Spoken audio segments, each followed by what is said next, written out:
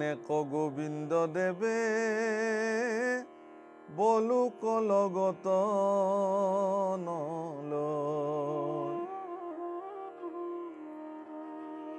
ঐ আপুনি মেলিলা সবে গাই,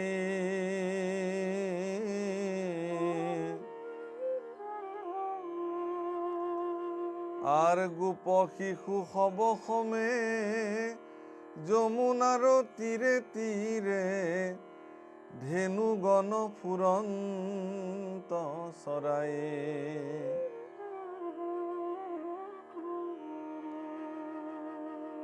আৰ জ্যৈষ্ঠ মাসৰ ঘূৰ ৰৌদ্ৰে পিৰিলে কোৱাতি,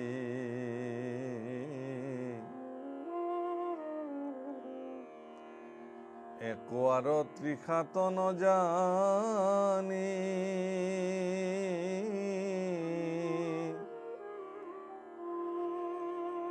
ও কালিৰ হ্ৰদত নামি নিৰন্তৰে গুৰু গোপে পাৰৈ মানে পিল বিষ পানী।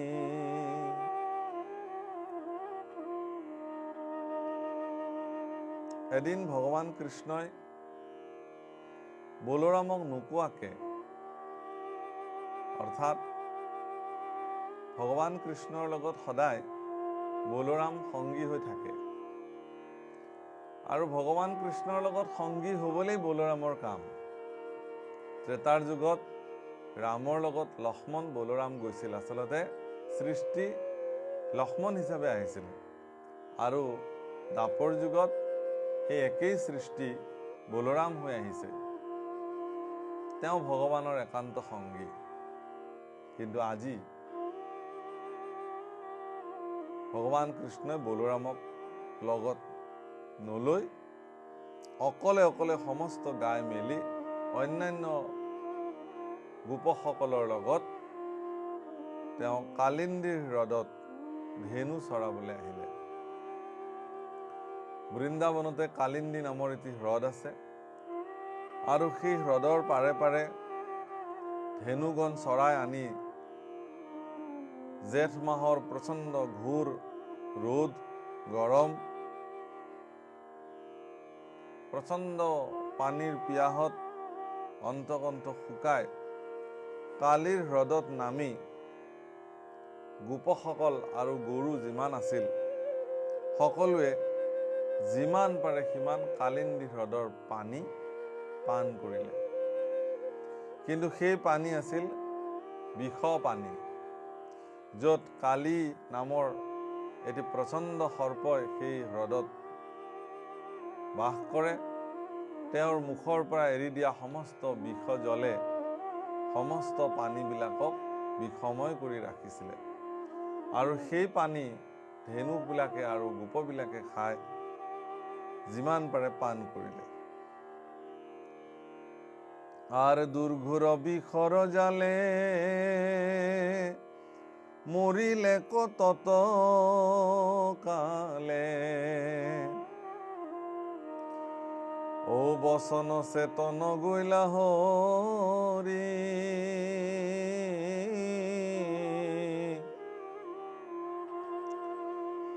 আর কাম পৈতনু তর তরি যতে কগুয়াল গরু, তীরতে পৰিল প্ৰাণে মৰি। জেঠ মাহৰ প্ৰচণ্ড গৰমত পিয়াহ লাগিলে আৰু কালিন্দী হ্ৰদৰ বিষ পানী তেওঁলোকে পান কৰিলে, আৰু হাত ভৰি কঁপি কঁপি অন্তকণ্ঠ শুকাই তেওঁলোক সেই কালিন্দী হ্ৰদৰ তীৰতেই মৰি থাকিল আটাইবোৰ। আর গোবিন্দে দে সন্ত পাছে গরু গোপ মরি আছে, ও সর্পর হ্রদর পানী খাই,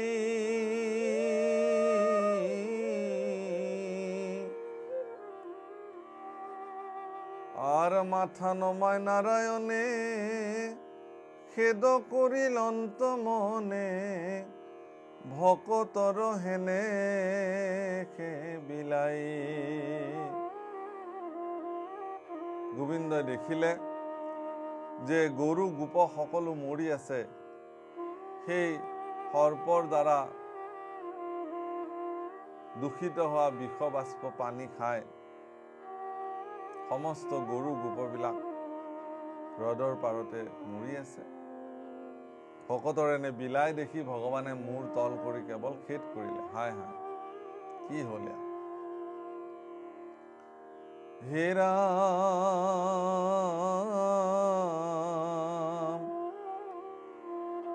আর এহি বুলি যদুরাই অমৃত নয়নে চাই সমস্তকে তেখনে জিয়াইল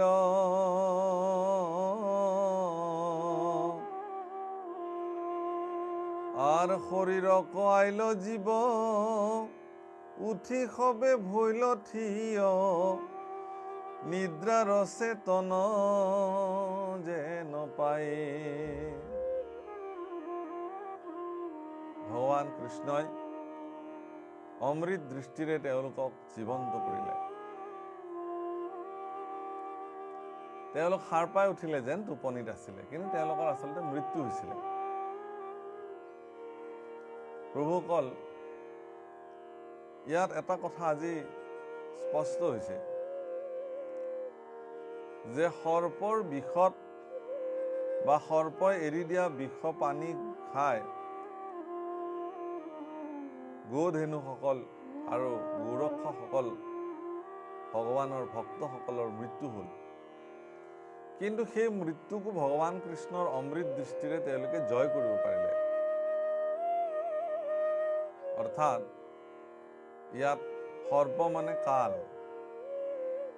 কালৰ দংশনত আমি জীৱবিলাকো সংসাৰ সমুদ্ৰৰ এই বিষয় পানী খাই আমিবিলাকো মূৰ্ছিত হৈ যাওঁ, মৃত্যু হয়।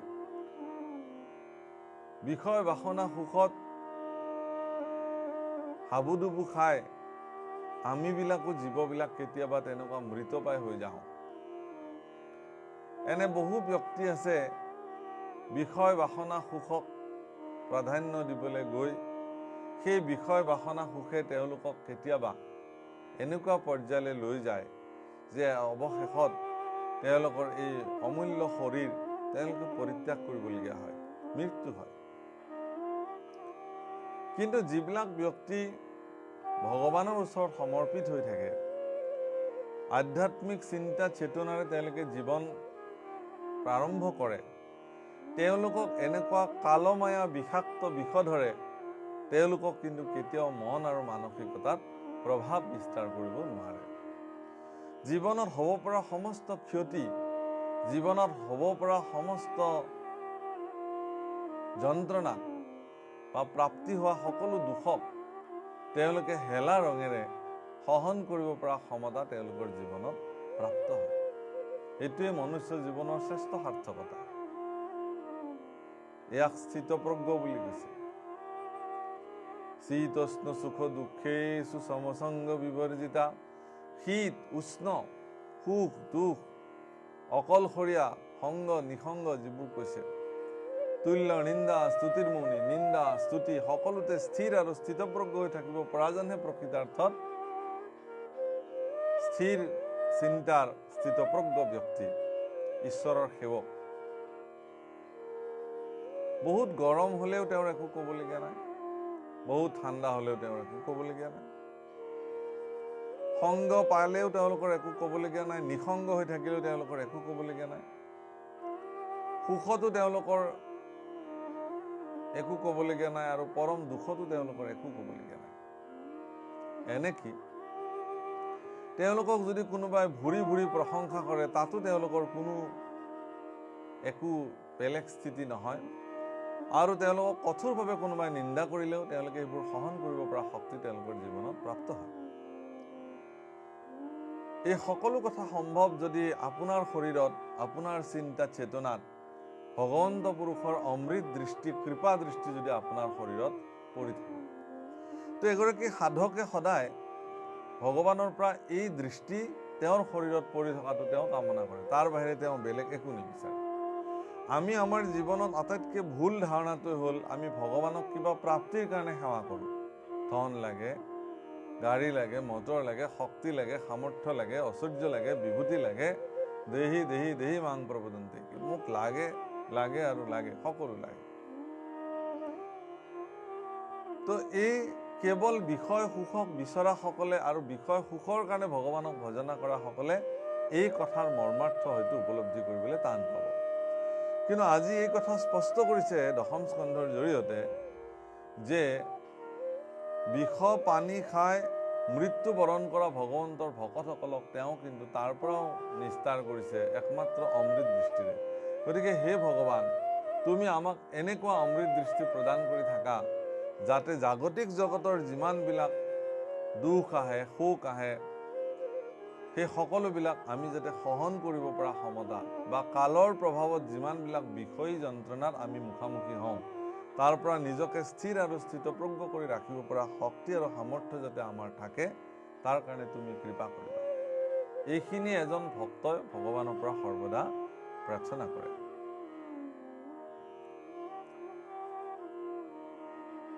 হে ৰাম, কৃষ্ণৰ মহিমা দেখি নিৰন্তৰে গোপ সখী, ও পৰম বিস্ময় হোৱা আছে।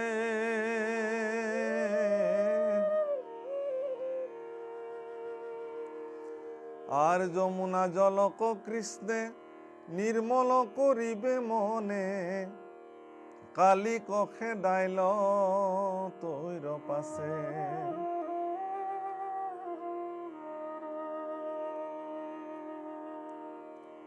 ভগৱানৰ অমৃত দৃষ্টিত গোপসকল, ধেনুবিলাক পুনৰ জীৱন্ত হৈ উঠিলে।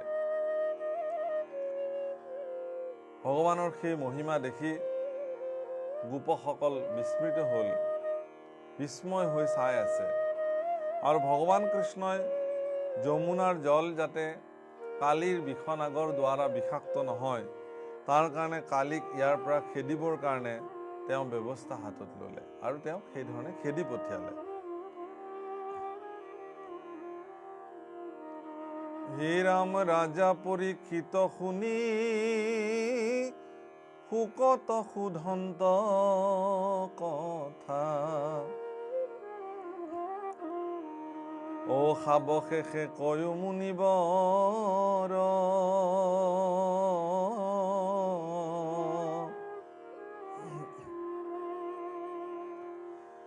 আৰ কি হেতু অনেক যুগ যমুনা হ্ৰদত বনছে, সিতু কালি মহাথলচৰ।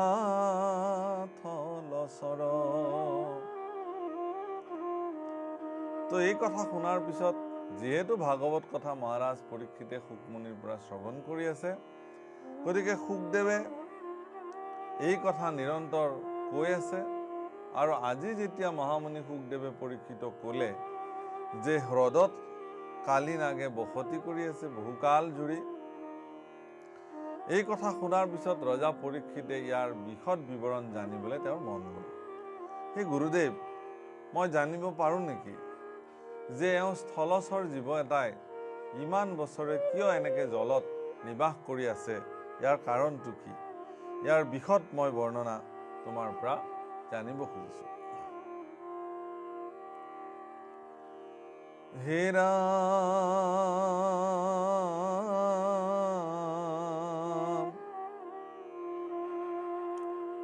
আর একে সর্প মহাবল হ্রদর অগাধ জল,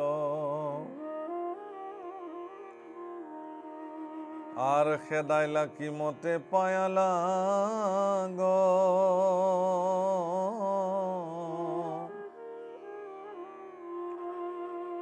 আর কৃষ্ণর অমৃত কথা পিয়ন্তে ত্ৰিপীতি নাই, কৈও শুনো মুনি মহাভাগ।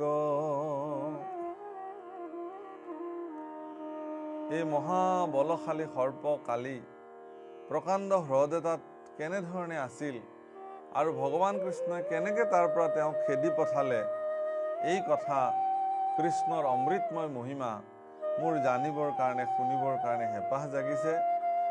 হে মুনিবৰ, তুমি মোৰ প্ৰতি সদয় হৈ, মোৰ প্ৰতি কৃপা পৰৱশ হৈ তুমি এই কথা কোৱা।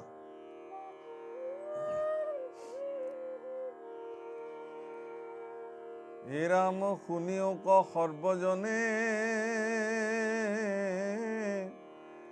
কৃষ্ণ কথা পিয়া কৰ্ণে। মুখ কিয় থাকৈ অবজৰে,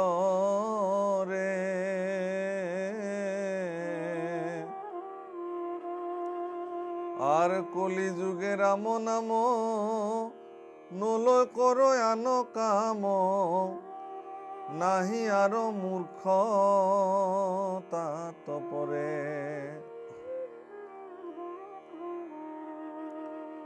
আৰ নজানে শাস্ত্ৰৰ মৰ্ম।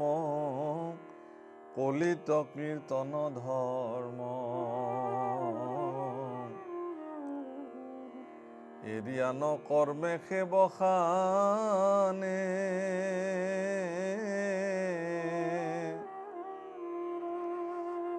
ও নামত নকৰ ইচ্ছা, পণ্ডিত বোলাৱে মিছা।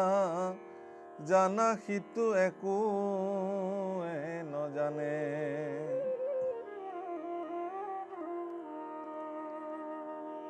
গতিকে সেই সৰ্বজন আপনা সবে কৃষ্ণ কথা পান কৰি আছে আৰু এই ধৰণে পান কৰক, কৰ্ণেৰে পান কৰক। কিয় আপুনি এই কথা পান কৰিবলৈ হেলা কৰিছে? কলিৰ যুগত ৰাম নাম বিনে আৰু বেলেগ অমৃত নাই। এই কথা জানি যিসকলে জনাৰ পিছতো ভগৱানৰ কথা নুশুনে বা শ্ৰৱণ কৰিবলৈ টান পায়, তেওঁলোকতকৈ আৰু মূৰ্খ এই জগতত কোন থাকিব পাৰে? এই বুলি ভাগৱতৰ উপদেশত মহাপুৰুষে কৈছে। যিবিলাকে শাস্ত্ৰৰ মৰ্ম বুজি নাপায় বা নাজানে, কলিত যে কীৰ্তনেই সমস্ত ধৰ্মৰ ৰজা,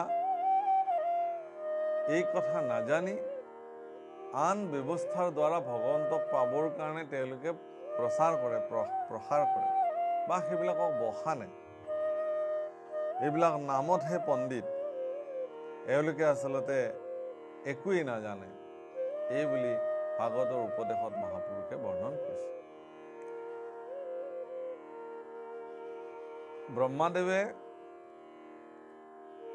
একচিত্তে 3 বাৰ বেদ অধ্যয়ন কৰিছিল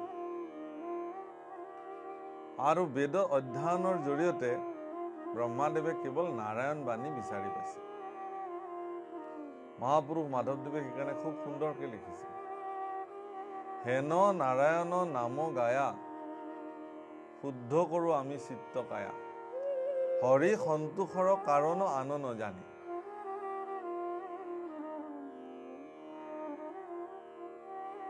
সেই নাম, যি নাম ব্ৰহ্মাদেৱে বেদত বিচাৰি পালে, সমগ্ৰ বেদ একচিত্তে 3 বাৰ অধ্যয়ন কৰি পৰম জ্ঞানী ব্ৰহ্মাদেৱে নাৰায়ণ বাণীক উন্মুক্ত কৰিলে।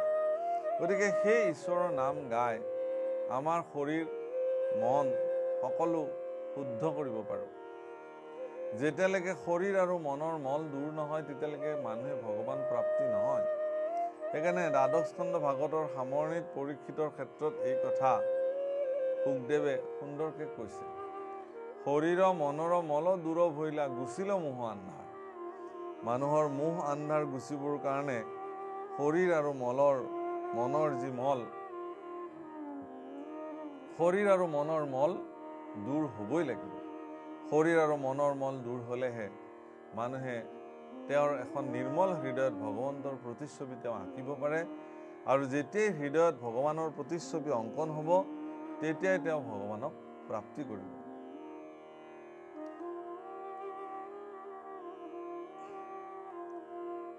হে ৰাম চাৰি বেদ ৰামায়ণ পুৰাণ ভাৰত যত ও সবাহতে কহ হৰি ক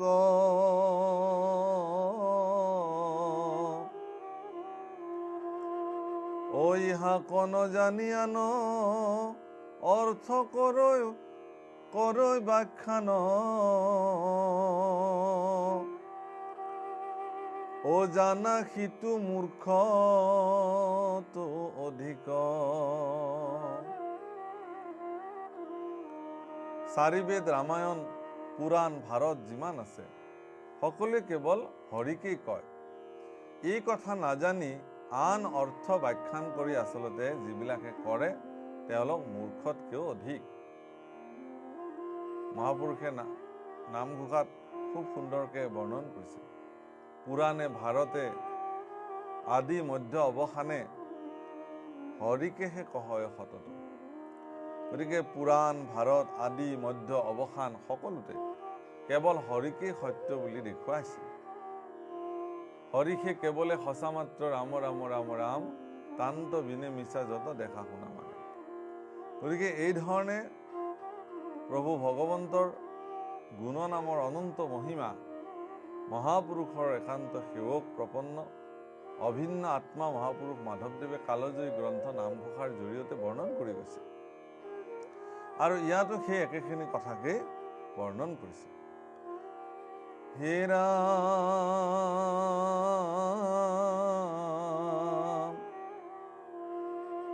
কলি পাপ সাগৰত তল গৈলা লোক যত আৰ তথাপি চেতন নাই গাত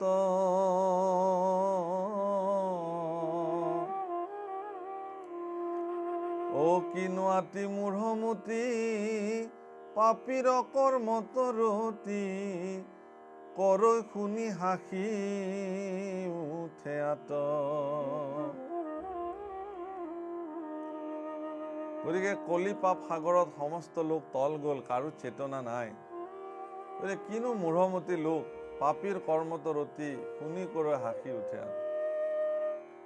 সঁচাকে মানুহে মনুষ্য জীৱনত যি সাৰ্থক কৰ্ম কৰিব লাগে সেইবিলাকৰ পৰা মনুষ্য বৰ আচৰিত ধৰণে বঞ্চিত হৈ থাকে। আৰু যিবোৰ কৰ্ম কৰিব নালাগিবলগীয়া কৰ্মবিলাকত মনুষ্যবিলাকে লাগি থাকে। যিবোৰ কথা শুনিব লাগে মনুষ্যই সেই কথা নুশুনে, আৰু নুশুনিবলগীয়া কথাবিলাক মনুষ্যই হেঁপাহ পলুৱাই শ্ৰৱণ কৰে। যিবোৰ খাব নালাগে সেইবোৰক উদৰ পূৰাই খায়, আৰু যিবোৰ খাব লাগে সেইবোৰৰ প্ৰতি মানুহৰ অনীহা।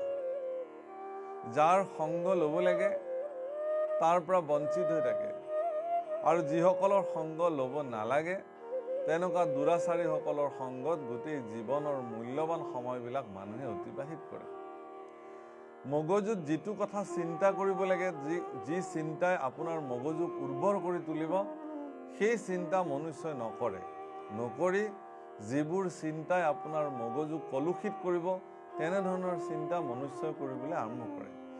গতিকে সকলো ফালৰ পৰা যদি মানুহে এইকেইটা কথাৰ প্ৰতি গুৰুত্বপূৰ্ণভাৱে জীৱনক আগবঢ়াই লৈ যায়, যে আমি কি খাব লাগিব, কি খাব নালাগিব, কি শুনিব লাগিব, কোনবোৰ শুনিব নালাগিব, কোনবোৰ কৰ্ম কৰিব লাগিব, কোনবোৰ কৰ্ম কৰিব নালাগে, কাৰ সংগ ল'ব লাগিব, কাৰ সংগ বৰ্জিত কৰিব লাগিব, কি স্থানলৈ যাব লাগিব, কোনটো স্থানক বৰ্জন কৰিব লাগিব, এই সকলো কথা নিৰ্ণায়ক সিদ্ধান্ত কিন্তু ভাগৱতে দিছে।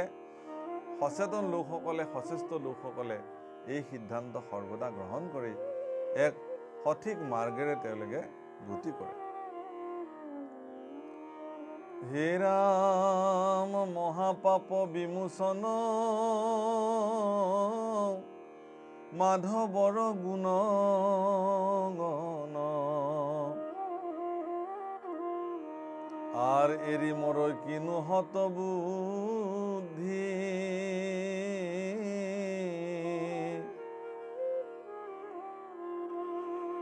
আৰ যেন আতি চিৰ ৰোগী আপুনি চিতনি মৰৈ কোচতে আচন্তে মহৌষধি। গতিকে এই পাপ চিন্তাৰ পৰা, বেয়া কৰ্মৰ পৰা নিজক আঁতৰাই ৰাখিবলৈ, বেয়া চিন্তাৰ পৰা নিজক আঁতৰাই ৰাখিবৰ কাৰণে, বেয়া খাদ্যৰ পৰা নিজৰ শৰীৰক বঞ্চিত কৰি ৰাখিবৰ কাৰণে, বেয়া সংগৰ পৰা নিজক আঁতৰাই ৰাখিবৰ কাৰণে একমাত্ৰ উপায় হ'ল তেওঁ ঈশ্বৰৰ গুণগান সৰ্বদা চিন্তা কৰিব লাগে। ভগৱন্তৰ কথা শুনিলে, ভগৱানৰ গুণগান শ্ৰৱণ কীৰ্তন কৰিলে মানুহৰ মস্তিষ্কত সদায় বেয়া বস্তুটোৰ প্ৰতি তেওঁ অনীহা জন্মায়, ভাল বস্তুৰ প্ৰতি তেওঁ আসক্তি কৰে, সতৰ প্ৰতি তেওঁ আসক্ত হয় আৰু অসতৰ প্ৰতি, অনিত্যতাৰ প্ৰতি তেওঁৰ বিৰক্তি জন্মে। আৰু এইটোৱেই জগতৰ মনুষ্য জীৱনৰ সাৰ তত্ত্ব কথা। গতিকে এই কথা জানি অথচ আমাৰ লগত এই সমিধান সৰ্বদা আছে, অথচ আমি নলওঁ। যেনে এজন ৰোগীয়ে ৰোগৰ যন্ত্ৰণাত ছটপটাই থাকে, কিন্তু তেওঁৰ কোচতে ঔষধ থাকে, সেই ঔষধ তেওঁ পান নকৰে, নকৰাৰ ফলত তেওঁ ৰোগত ছটপটাই জীৱন কটায়। হে ৰাম ইহে আতি ভৈল কষ্ট, নিজ কৰ্মে হুয় নষ্ট। আৰ নধৰিয়া কৃষ্ণৰ নাম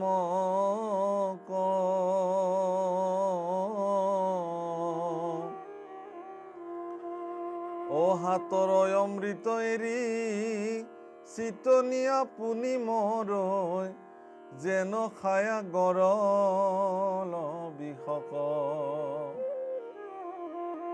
এইটোৱে অত্যন্ত কষ্ট যে নিজৰ কৰ্মেৰে নিজেই মানুহ নষ্ট হৈ যায়।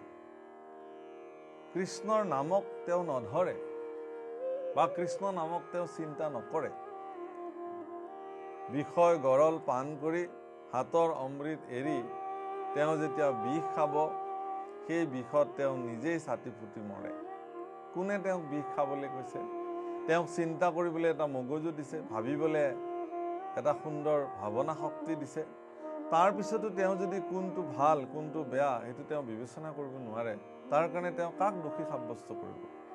সেইকাৰণে মাধৱদেৱে কৈছে, আপুনি আপোনাৰ বন্ধু, আপুনি আপোনাৰ শত্ৰু।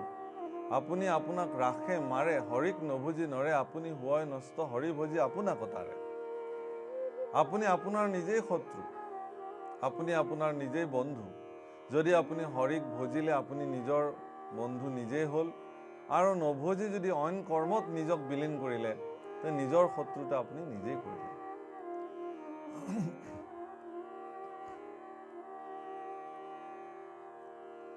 হে রাম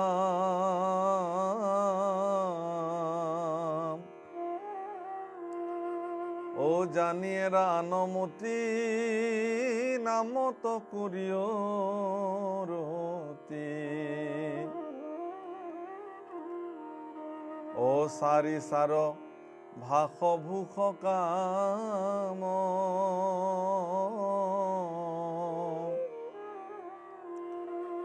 ও কৃষ্ণর কিঙ্করে কহে হরি নামে পাপ দহে নিরন্তরে বোলা রাম রাম রাম।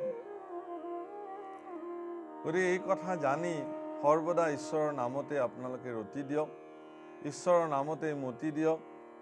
চাৰ চাৰ ভাষ ভূষ কাম, অন্যান্য বিষয় কৰ্মক য'ত ৰতি হৈ থাকিব নালাগে তাত নালাগে, য'ত ৰতি হৈ থাকিব লাগে তাত ৰতি হৈ থাকিব লাগে। যিটো কৰ্মই জগতত এক বিশেষ শক্তি প্ৰদান কৰিব সেই কৰ্ম আপুনি কৰক। যিটো কৰ্মৰ দ্বাৰা 10জনৰ কল্যাণ সাধন হ'ব সেই কৰ্মত আপুনি আত্মনিয়োগ কৰক। আপুনি যি কৰ্ম কৰিবলৈ গৈছে সেই কৰ্মৰ দ্বাৰা যদি 10জনৰ ভীষণ ক্ষতি হয়, তেতিয়াহ'লে সেই কৰ্মৰ দ্বাৰা আপোনাৰ কি লাভ হ'ব? গতিকে সেয়া মনুষ্য জীৱনত উপলব্ধিৰ বস্তু, ভাৱনাৰ বস্তু। ভগৱানে আপোনাক সেই সকলো প্ৰদান কৰিছে, ভাৱনা শক্তি দিছে, চিন্তা শক্তি দিছে, কৰ্ম কৰিবৰ কাৰণে দুখন হাত দিছে, ভৰি দিছে, এটা শৰীৰ দিছে, সুঠাম শৰীৰ এটা দিছে। ইয়াৰ দ্বাৰা আপুনি এনেকুৱা কৰ্মত লাগক যিটো কৰ্মৰ দ্বাৰা সমস্ত জগতৰ কল্যাণ হয়। কৃষ্ণৰ কিংকৰে কহে হৰি নামে পাপ দহে নিৰন্তৰে বোলে ৰাম ৰাম। গতিকে ভগৱান কৃষ্ণৰ নিজকে কিংকৰ বুলি কোৱা মহাপুৰুষ শংকৰদেৱে এই কথা সকলোকে বৰ্ণন কৰি কৈছে যে হৰিনামেহে সমস্ত পাপ দহন কৰিব পাৰে। আৰু হৰিনামে দহন কৰিব পৰা এই পাপ, তাৰ যিটো শক্তি, এই শক্তিটো মানুহে অৰ্জন কৰিবৰ কাৰণে, অৰ্থাৎ আপোনাৰ মস্তিষ্কত সৃষ্টি হোৱা ঋণাত্মক ভাৱনাক বা ঋণাত্মক চিন্তাক দূৰ কৰিবৰ কাৰণে সৰ্বদা ধনাত্মক চিন্তাৰ সৰ্বশক্তিমন্ত আমাৰ যি নাম বস্তু, সেই নিৰন্তৰে ৰাম বুলিবৰ কাৰণে আজ্ঞা কৰিছে।